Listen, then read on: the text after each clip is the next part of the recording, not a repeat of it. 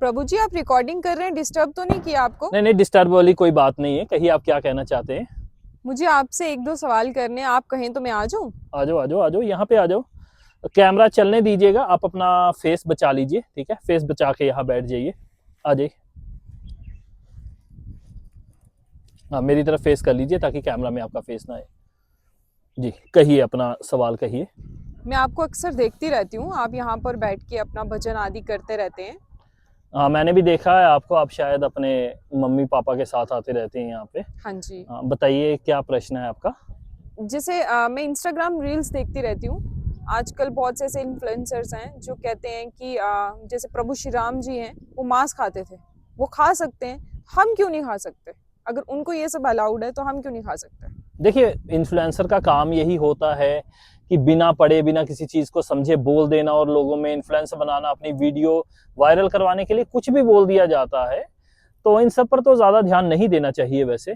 जी, लेकिन हमें वो रामायण खोल के इस चीज का प्रमाण भी दिखाते हैं। हाँ, मैं जानता हूँ बड़े सारे लोग ऐसे होते हैं जिनको पता नहीं होता कि कहाँ से अपने ग्रंथों को खरीदना है, और वो किसी प्रेस से कोई भी किताब ले लेते हैं और उसको समझते हैं पता नहीं ओरिजिनल रामायण है। जो हमारी प्रमाणित गीता प्रेस आदि हमारी जो प्रमाणित पब्लिकेशंस हैं, वहीं से ग्रंथों को लेना चाहिए। मैंने देखी हैं ऐसी गीताएं, ऐसी रामायणें भी देखी हैं जहां पर गलत अनुवाद किए जाते हैं। नहीं नहीं, इसमें अनुवाद की बात नहीं है, लेकिन हमने संस्कृत श्लोक में भी देखा है कि वहां पे मांस का जो है वो जिक्र आता है। हाँ, मुझे पता है, लेकिन आपको ये समझना चाहिए कि संस्कृत में एक ही शब्द के बहुत सारे अर्थ होते हैं। अगर आप अभी गूगल भी करेंगे मोबाइल पे, डिफरेंट मीनिंग्स ऑफ मांस इन संस्कृत, तो आपको पता चल जाएगा बहुत अलग अलग अर्थ होते हैं। उन्हीं में से एक फलों और जो मूल होते हैं, इनके गूदे को भी मांस कहा जाता है।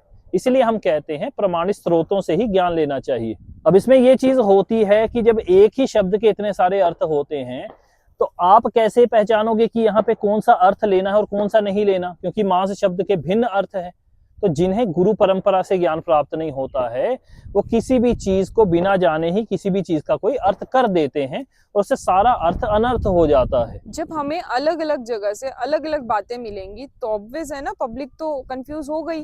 जी बिल्कुल, इसीलिए मैं हमेशा कहता हूं अपने प्रमाणिक स्रोतों को तो जानिए कम से कम। हम सनातनियों को ये तो पता हो कि अपना प्रमाणिक ज्ञान लेना कहाँ से है, सोर्स क्या है। हमें इतनी भी बात नहीं पता होती तो फिर परेशानी होगी। यदि इतना भी पुरुषार्थ हम नहीं करेंगे, इतना भी कोशिश नहीं करेंगे कि इस बात को तो जान ले कम से कम, तो कैसे चलेगा। हमें नहीं पता हमारे परंपरागत आचार्य कौन है, हमने कहाँ से ज्ञान को लेना है, तो ये फिर बड़ी परेशानी है। लेकिन आजकल तो इन्फॉर्मेशन का युग है, हर एक चीज मिल जाती है, फिर भी हम पता नहीं क्यों नहीं जानकारी लेने का प्रयास करते। चलो, फिर तो मैं ये बात पक्की समझूं कि जो श्री राम जी थे वो मांसाहारी नहीं थे। नहीं, बात मांसाहारी या शाकाहारी की नहीं होती है। मैं भी पूर्णतः शाकाहारी हूं, तो क्या आप मुझे राम जी के स्थान पर पूजना शुरू कर देंगे क्या? जी नहीं, बिल्कुल नहीं। क्योंकि आप तो मुझे देखोगे भी तो ज्यादा से ज्यादा एक गुरु रूप में देख सकते हो। यहाँ हजारों लाखों यहाँ पर ऐसे हैं जो लोग शाकाहारी हैं, सबको राम जी के स्थान पर थोड़े बिठा देंगे हम। श्री राम जी को हम इसलिए नहीं पूछते हैं कि वो शाकाहारी थे, ठीक है, या वो शराब नहीं पीते थे आदि आदि। ऐसे तो हजारों लाखों इंसान हैं। जानवर भी ऐसे बहुत सारे हैं जो शराब नहीं पीते, ना ही मांस खाते हैं। बात यह होती है कि भगवान को भगवान होने के कारण पूजा जाता है। उनकी महिमा हम गाते हैं क्योंकि वो आनंद को देने वाले हैं। वह दुष्टों का भय जो है वो हमसे मिटाने वाले हैं। वह दुष्कर्मियों को दंड देने वाले हैं, संसार को चलाने वाले हैं, इस प्रकृति के स्वामी हैं। इसलिए हम उनका पूजन करते हैं। अन्यथा बात तो यह भी आ जाएगी कि यदि श्री राम जी एक मिनट के लिए मान लेते हैं कि मांस खाते भी थे, तब भी मैं क्या उनका पूजना छोड़ दूंगा मैं उनको? जबकि हजारों हजार ऋषियों को उन्होंने मरने से बचाया है, दैत्यों से उनकी रक्षा की है, असुरों का संहार किया है। अनेक ऐसे व्यक्ति थे जिनको श्राप प्राप्त था, उनकी श्राप मुक्ति का उन्होंने उपाय किया है। मैं बस एक छोटी सी आपको एग्जांपल दे रहा हूं कि हम वेजिटेरियन या नॉन वेजिटेरियन होने के कारण किसी को नहीं पूजते हैं।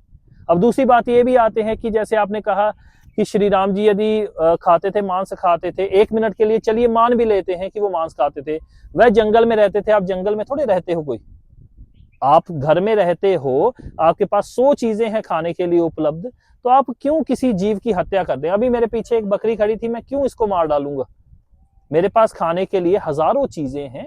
इसलिए मुझे लगता है ये सब अपने आप को कंपैरिजन नहीं करना चाहिए भगवान के साथ, क्योंकि उन्हें कर्मों का कोई भी दंड नहीं मिलता है या उनकी कोई गति दुर्गति नहीं होती है। हम लोगों की हो जाती है दुर्गति या फिर गति।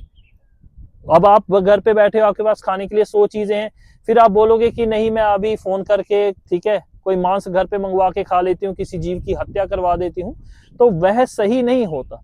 जंगल में रहते हुए यदि कोई व्यक्ति ये बात कहे तब भी समझ आती है कि हाँ कम से कम उसके पास खाने के लिए उपलब्ध सामग्री नहीं है, इसलिए उसने मांसाहार किया है।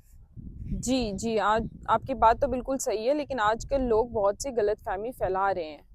अब गलत फहमी फैला रहे हैं इसलिए क्योंकि हिंदू अपने ग्रंथ पढ़ के नहीं राजी है। उनको यदि हम ग्रंथ दे भी दे तो क्या वो पढ़ते हैं? नहीं। घर पे यदि ग्रंथ लाल कपड़े में बंद कर रहेंगे तो ज्ञान कहाँ से प्राप्त होगा? इसलिए मैं सभी को इस वीडियो के माध्यम से और आपके माध्यम से भी कहना चाहूंगा कि सर्वप्रथम किसी विषय को जानिए और उसके पहले ये जानिए कि विषयों को समझना कहाँ से होता है। अपने परंपरागत आचार्यों के बारे में थोड़ा पढ़िए और कहाँ से ज्ञान लेना है कहाँ से नहीं लेना, इस चीज का निर्णय फिर आप कर पाएंगे। आपका और कोई प्रश्न है तो आप बता दीजिए। नहीं नहीं, सवाल तो बहुत सारे हैं, लेकिन आज मुझे जाना है थोड़ा, और मैं आते जाते आपसे और भी बहुत से ऐसे अपने सवाल पूछती रहूंगी। आपने बहुत अच्छे से समझाया और मैं समझ भी गई हूँ। आज के लिए बस मैं यही पूछना चाहूंगी। चलिए, आपको बहुत बहुत नमस्कार है। आप आते जाते रहिएगा, ठीक है। हरिओम, नमस्ते, हरे कृष्ण। हरे कृष्ण, हरि ओम।